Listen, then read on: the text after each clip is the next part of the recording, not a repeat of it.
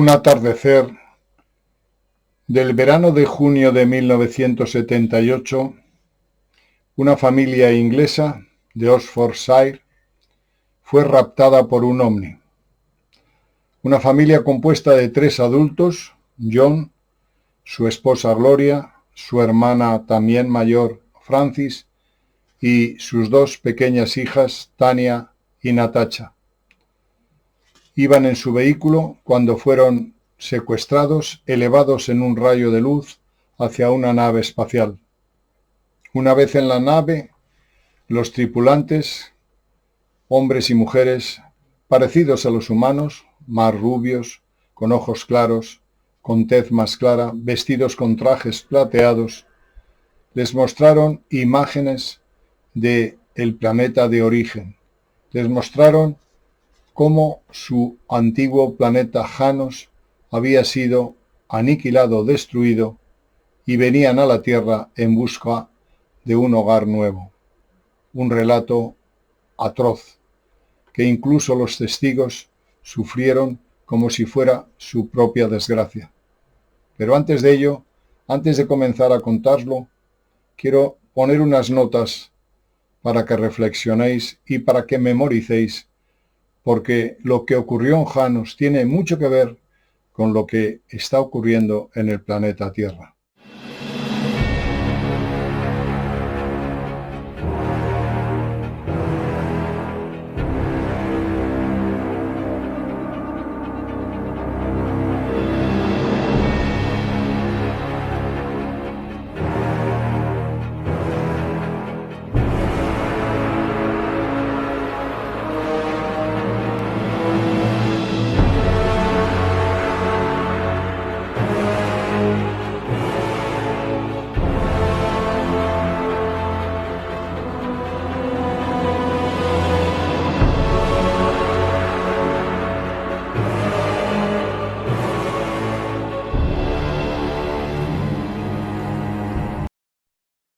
Janos era un planeta muy parecido al nuestro, con mares y lagos azules, campos y colinas verdes, árboles y hierba, con pueblos, ciudades y campos tranquilos, con naves, embarcaciones y aviones, con agradables casas de una sola planta y familias de hombres, mujeres y niños, gente muy como nosotros, gente que ríe y hace chistes, gente amable, bondadosa, sensible, de profundo entendimiento, que aborrece la violencia y no hace la guerra, ni siquiera para obtener lo que más desea.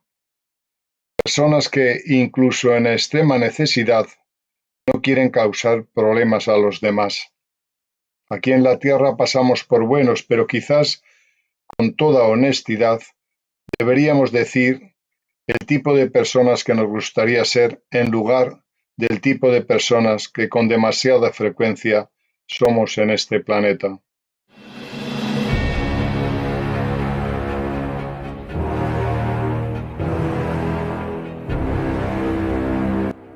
Janos tenía 2 lunas, ambas pequeñas en comparación con nuestra luna. Una de ellas, la más cercana, llamada Satón, imperceptiblemente frenada milenio tras milenio por la fricción de mareas sólidas levantadas en su corteza rocosa por el campo gravitacional del planeta, se había acercado cada vez más a Janos, hasta que estuvo demasiado cerca para la estabilidad. Las fuerzas cohesivas que lo mantenían unida estaban desequilibrándose por la perturbación de las mareas. Los habitantes de Janos conocían desde hacía mucho tiempo el peligro que corrían. Desde hacía mucho tiempo sabían que algún día tendrían que abandonar el planeta, como la tripulación y los pasajeros de un barco que se hunde y deben subir a las naves. Con una ciencia y una tecnología más avanzada que las nuestras, hace tiempo que desarrollaron el arte de los viajes espaciales y construyeron naves espaciales en las que exploraban los mundos que tenían a su alcance, buscando un nuevo hogar al que poder ir cuando llegara el momento de dejar Janos. Sus naves de exploración recorrían a lo largo y ancho de las estrellas más cercanas y los mundos planetarios que las acompañaban. Esta búsqueda de una casa interestelar llevó mucho tiempo y la crisis se acercaba. Se estudiaron muchos planetas y algunos de ellos habrían sido posibles hogares.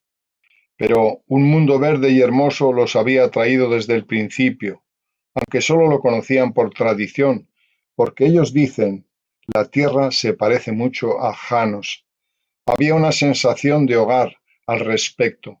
Conocían la Tierra desde hacía mucho tiempo, gracias a sus libros de historia. Sabían dónde estaba en el cielo. Hay, no obstante, diferencias. Tanto la Tierra como Janos tienen tierra y mar, pero mientras que los océanos de la Tierra son mucho más extensos que sus continentes, en Janos las áreas terrestres son mayores que las áreas cubiertas por mares y lagos. El clima de Janos era templado y apacible. Quienes han visto el planeta desde el espacio no vieron nada que sugiriera nieve o hielo polar. Las pocas escenas que tenemos del viejo Janos pintan un cuadro de vegetación iluminada por el sol y agua azul, flanqueada por colinas bajas y boscosas.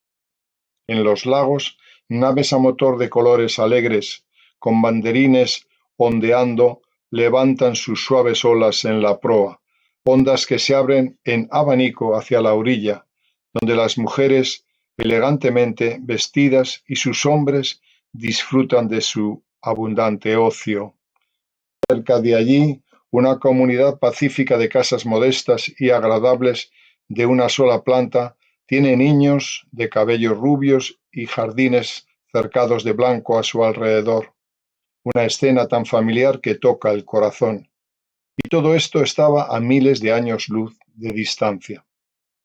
Los Janos conocen la Tierra desde hace mucho tiempo, mucho antes de que un doble desastre los expulsara de su mundo natal, porque además de la amenaza de la fragmentación de la Luna, de la que ya hacía tiempo que les habían advertido, les acechaba un peligro insospechado, para el que no estaban en absoluto preparados.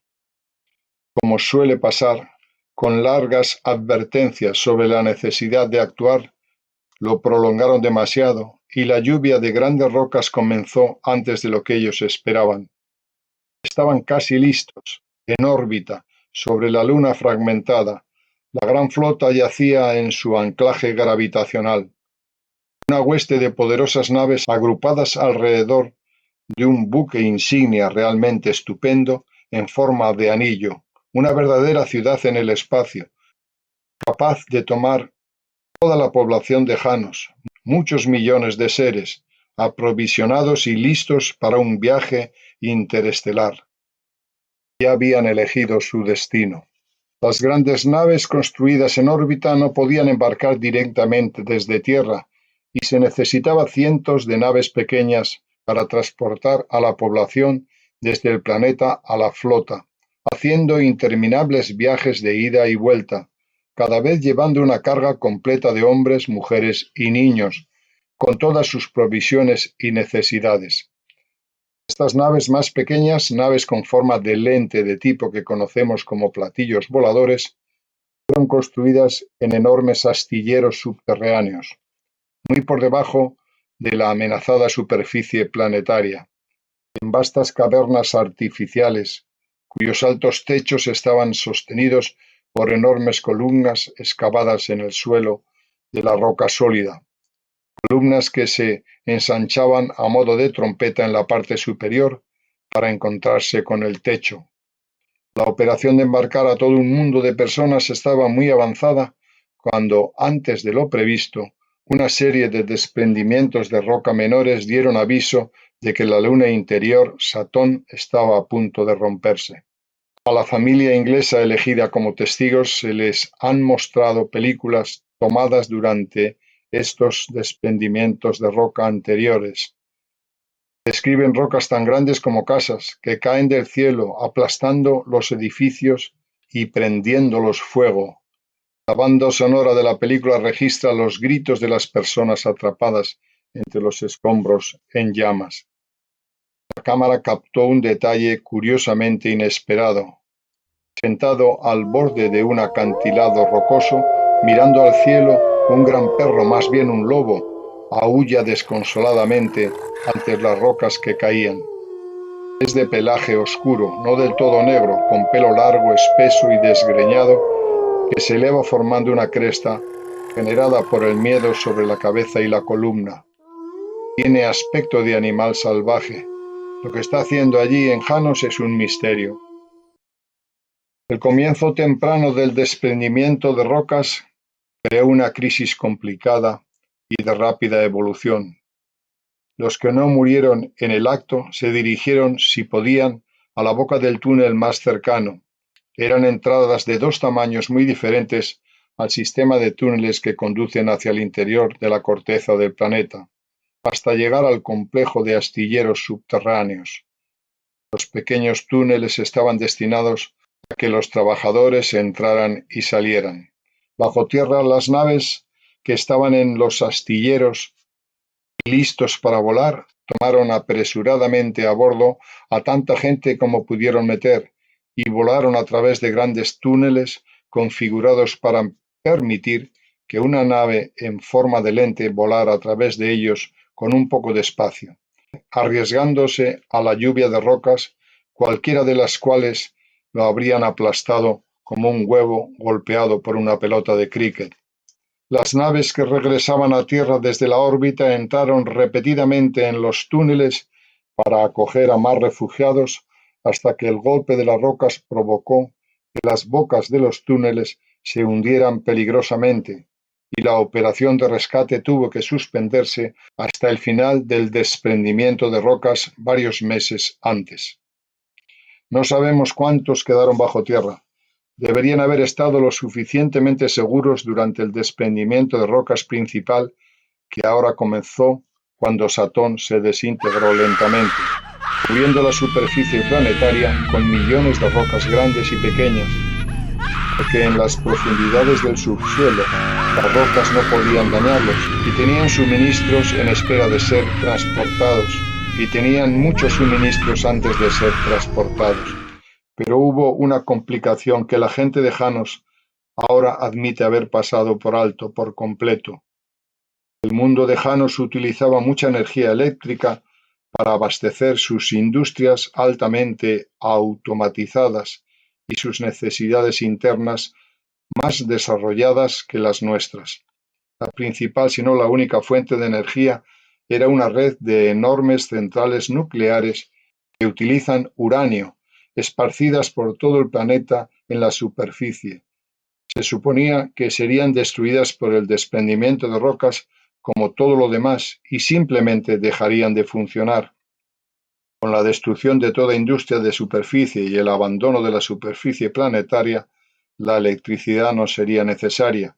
Casi con seguridad, los astilleros subterráneos contaban con generadores de emergencia independientes de baja potencia que proporcionarían cierta iluminación y ventilación a los supervivientes sepultados. Pero no fue tan simple como eso. La gente de la nave mostró a los testigos fotografías de lo sucedido.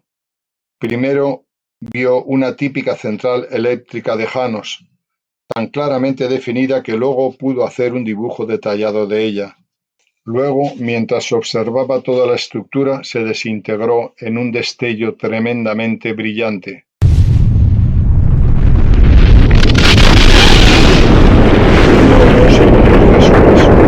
Otro destello muy lejos en la distancia, luego otro aún más lejos y cada vez más destellos muy remotos. El hombre de Janos que les mostró la foto dijo: hubo una reacción en cadena. Todas las centrales eléctricas de Janos explotaron, una tras otra, muy rápidamente. Se nos dice que cuando uno se desintegró, el más cercano también explotó, y este detonó el siguiente, y así sucesivamente.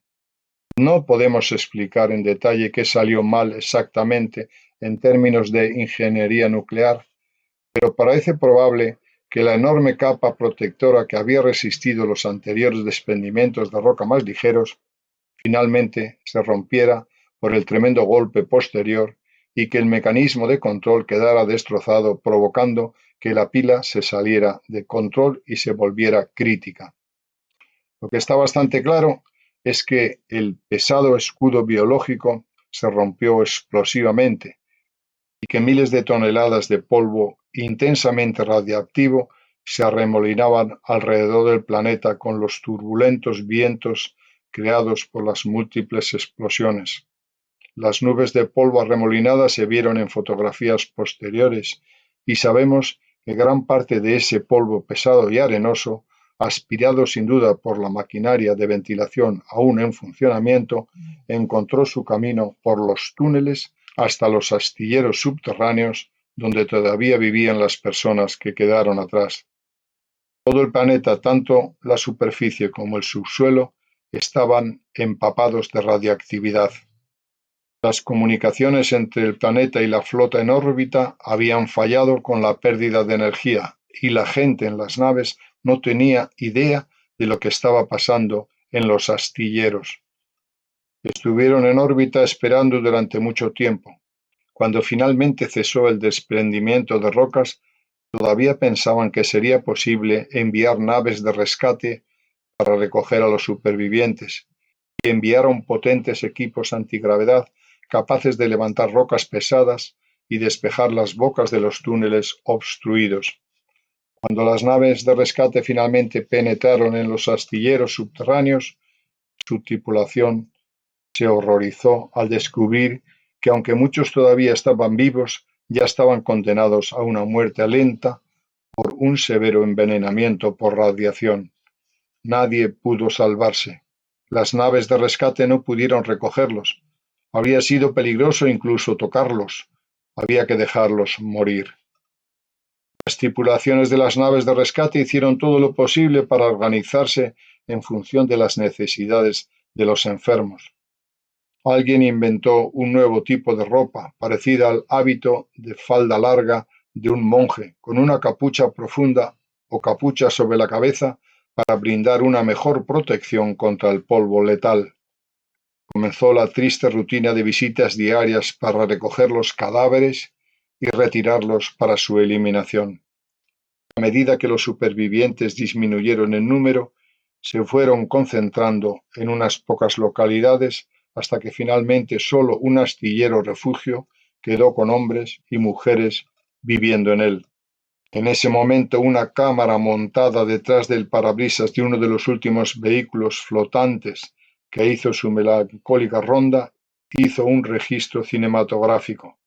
La película muestra a media docena de personas que aún podían caminar, llevando un ataúd toscamente hecho al vehículo donde lo cargaron. Mientras esperaba, el vehículo todavía flotaba a unos metros del suelo.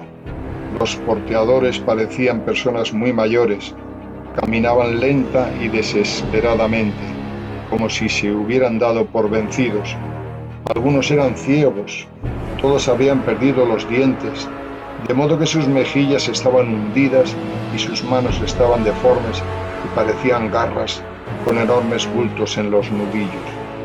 Las naves permanecieron en órbita hasta que murió el último de los enfermos. Luego, la gran flota migratoria salió lentamente de su estación orbital, dejando a Janos por última vez. Poco a poco su velocidad aumentó a medida que los navegantes pusieron rumbo a la estrella de la Tierra, lo que llamamos el Sol, a miles de años luz de distancia. Conocían sus coordenadas galácticas y cómo encontrarlas. La aceleración se mantuvo hasta que la flota atravesó la galaxia a una velocidad cercana a la de la luz. De este modo, un viaje que según el tiempo terrestre duró muchos miles de años, según los relojes y calendarios de las naves, se completó en solo 2 años. Los tripulantes de la nave que habían abducido a los testigos ingleses les dijeron que la desestabilización de una de sus lunas se había producido después de que se extrajeran millones de toneladas de minerales que transportaban a Janos para el abastecimiento de su poderosa industria.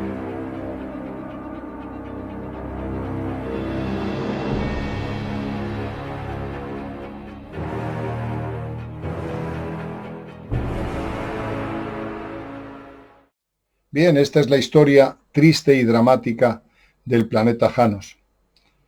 Según lo que cuenta Frank Johnson, el autor de se han escrito varios libros sobre el tema, ellos vinieron en 2 años de vuelo desde Janos a la Tierra, pero hay miles de años luz desde este planeta nuestro al suyo.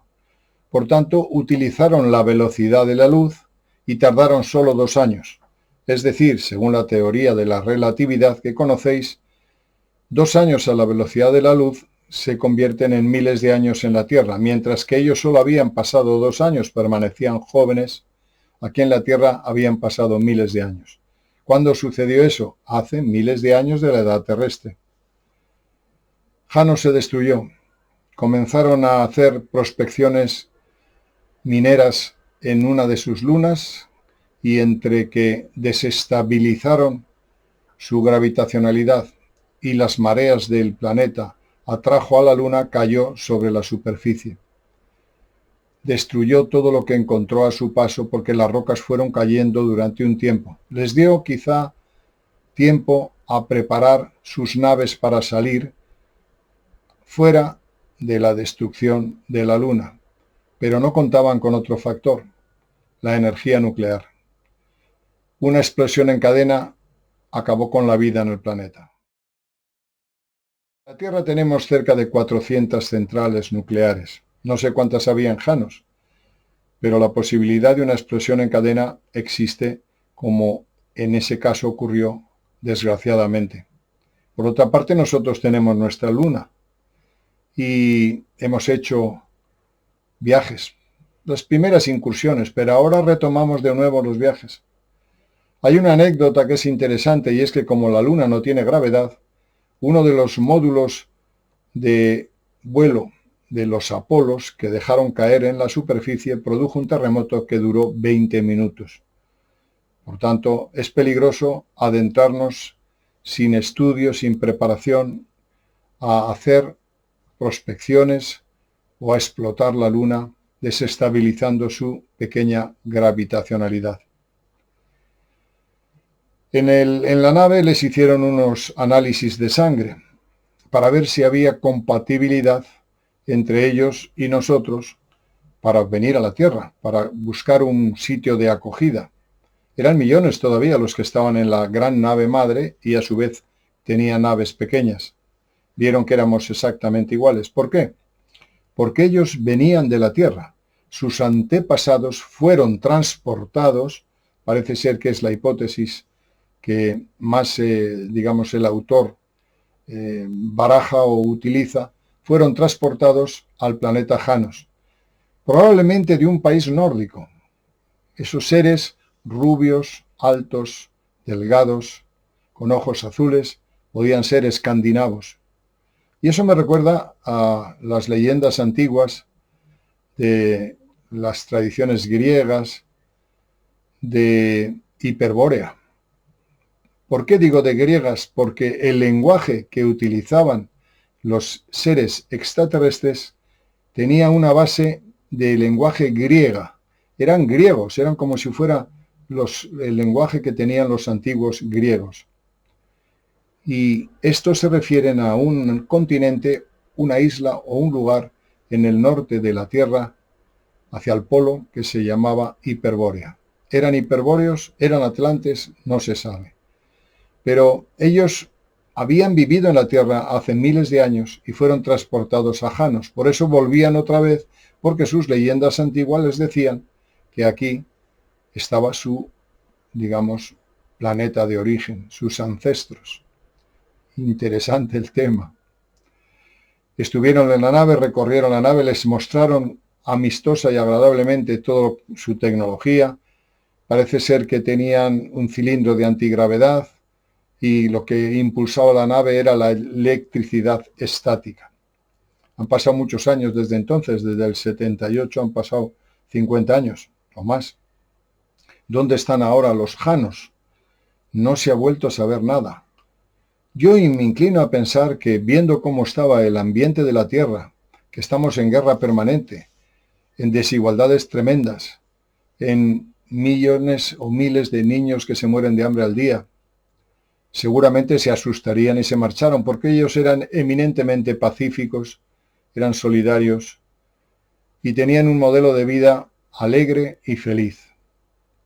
Otra cosa que es curiosa, así como en la mayoría de los testimonios extraterrestres los seres son vegetarianos, en este caso no, ellos tomaban algún animal en brochetas, metidos en una especie de palillos, porque hay una escena en que se ven que están en un picnic, metidos en un palillo, pues una especie de carne o pescado, se entiende que es, porque lo sacaban de los mares, y también comían vegetales, etcétera, etcétera. Me pareció curioso que fueran, entre comillas, carnívoros. Por otra parte, los seres que de una u otra manera vienen aquí no quieren, ellos explican que no quieren invadir, sino quieren llegar a acuerdos. Pero vuelvo a insistir, ¿vosotros pensáis que tal y como está la Tierra se puede admitir y dónde a una potencia extranjera? Aunque vengan con elementos pacíficos, no conozco ningún ejército de la Tierra que no tenga recelos del visitante que viene con un gran poderío técnico. Lo primero que pensarían las fuerzas armadas de grandes países, por ejemplo Inglaterra, que es donde se da la experiencia, es que venían a usurpar su lugar de vivencia, a robarles, yo qué sé. No me da por pensar. Yo cuando veo las películas de los seres humanos presentan a los extraterrestres en forma grotesca, invasores, destructores de la humanidad. En fin, esta historia me hace reflexionar cuando la leí hace muchos años y sacamos un vídeo de ello, pero ahora lo he vuelto a tomar, porque es trágica, pero me recuerdan, digamos, elementos de similitud casi absolutas con nosotros. ¿Será el karma nuestro que, como dicen las leyendas, nos destruimos antes o después por la energía atómica? Y energía atómica tenemos mucha, no solamente en centrales nucleares, sino en cantidad de artefactos explosivos o bombas con un poder inmenso de destrucción. Y además no solo las tenemos en la superficie, las tenemos en órbita, que es más peligroso. Estamos locos, queridos amigos. Y mucho me da a entender que lo que esta experiencia nos está contando puede ser repetido con más o menos detalles o casi exactamente igual en el planeta Tierra. Os la envío para que reflexionéis. ¿Qué haríais vosotros? ¿Les acogeríais? Pero tenéis que compartir. Tenemos que compartir. ¿Somos tan hospitalarios? ¿Tenemos un corazón tan generoso? ¿Somos tan pacíficos como ellos? Digo esto porque incluso en una pareja hay desavenencias enormes. Imaginaros entre pueblos. Estoy grabando ahora esto en plena invasión de Israel hacia Hamás. Una lucha fratricida que lleva cientos o miles de años y que no para. Cualquiera se va a vivir a la franja de Cisjordania o a Israel. Imaginaros que estos seres que son pacíficos, armoniosos, respetuosos, vienen y se meten ahí. Pobre de ellos. Madre mía, la que se puede liar. En fin, no quiero alargarme más. Os dejo con esta nota triste de la destrucción de un planeta, la muerte trágica y dramática de sus habitantes. Espero que nosotros no repitamos la misma o los mismos errores que ellos. Muchas gracias y hasta el próximo vídeo.